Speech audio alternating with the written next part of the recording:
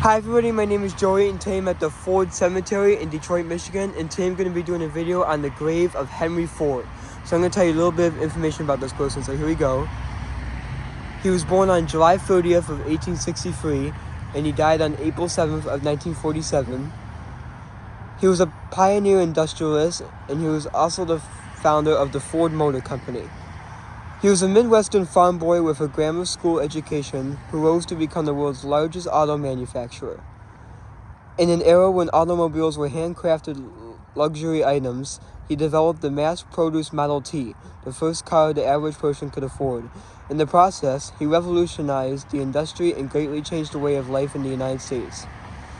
Ford was born in a rural area that is now part of Dearborn, Michigan, mechanically inclined from boyhood. He left his father's farm at 16 years old to become an apprentice machinist in Detroit and worked his way up to chief engineer at the city's Edison power plant. In his spare time, he experimented with gasoline engines and completed his first automobile, the quadricycle. In 1896, his initial pioneering efforts were in auto racing.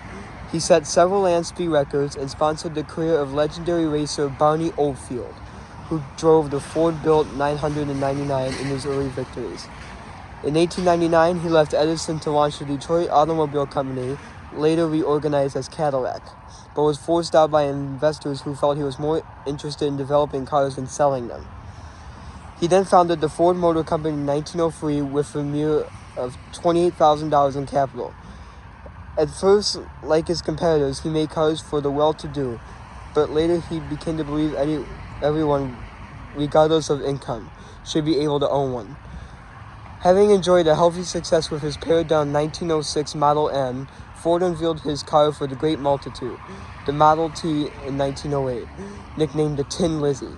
This simple, inexpensive vehicle created a new broad-based market for the automobile to meet and initiate growing demand. Ford created a franchise dealership system and opened a state-of-the-art factory in Highland Park, Michigan, where from 1910 to 1914. He oversaw radical changes in mass manufacturing. He introduced subdivision of labor along constantly moving assembly lines so that a car could be built from start to finish in 93 minutes. Production gains were enormous, and as the price of a Model T dropped from $850 to $280, sales skyrocketed. During its 19 years of existence, over 15 million Model Ts were sold, more than half the cars in the United States at that time. In 1914, Ford caused another sensation when he announced he would cut his employees' workday from 9 to 8 hours, establish a profit-sharing plan, and set a minimum wage of $5 a day, twice the national average. This ran counter to standard business philosophy with his emphasis on maximizing profits by minimizing costs. But Ford argued that worker satisfaction translated to higher efficiency and ultimately saved money. He proved his point by guiding his enterprise through a period of unprecedented and completely self-financed growth. At his 1920s peak, he had over 100,000 employees and business interests in 33 countries. In 1927, he replaced the Aggie Model T with the Model A, 4 million of which were sold through 1931. His last innovation was the V8 engine in 1932. Later adapted by other automakers, Ford was able to push through his technological and economic advances because of the monomaniacal power he wielded over his organization, resentful of investor influence. He bought out all his shareholders in 1919, and for the next 36 years, the Ford Motor Company was solidly family-owned. Also in 1919, he appointed his son, Edsel Ford, as company president, but he continued to dictate all corporate policy. This ranged from producing the raw materials that went into his cars to attempt at controlling the personal lives of the men who built them. He employed an army of investigators, which he called his sociology department, to make sure that his employees' conduct outside the workplace met his puritanical standards. Drinking, smoking, health, or financial problems, or owning a car by a rival company were all grounds for termination. He was fiercely opposed to trade unions. In the late 1930s, saw bloody clashes between his security forces and organizers for the United Auto Workers. Only when faced with a general strike did he finally sign a contract with the UAW in 1941, the last major automaker to do so. Ford was a visionary and a genius, but he was also a poor manager who failed to make the most of his early success. After World War I, he stubbornly refused to diversify his product or even update the Model T. He famously declared that customers could have his cars in any color they wanted, as long as it was black. This allowed General Motors and Chrysler to overtake him in the marketplace. When Edsel Ford died in 1943 and his father, at 79 years old, resumed the presidency, Ford Motors was losing $10 million a month. He finally retired in 1945 and handed the reins over to his grandson, Henry Ford II, who reorganized the company and restored it to profitability.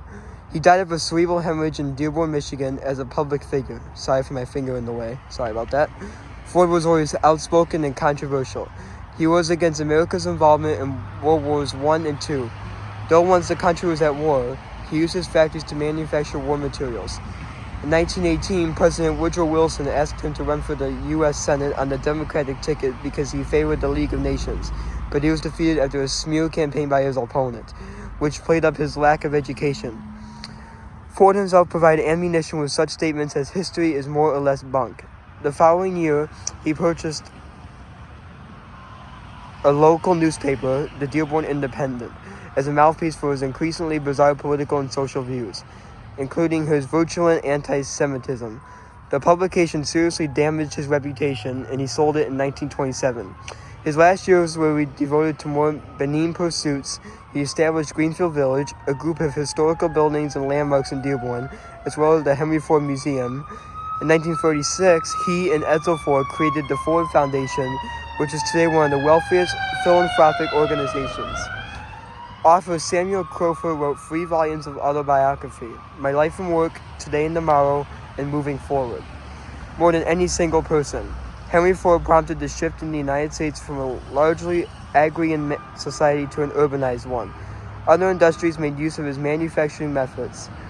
Agriculture was affected as farmers growing hay for horses had to switch to other crops. His vigorous lobbying for more and better roads and the sheer influx of Ford cars helped lead to the building of the largest interstate highway system in the world. By making the automobile a basic necessity available to the general public, and the empowerment and mobility this offered, he paved the way for a new American middle class.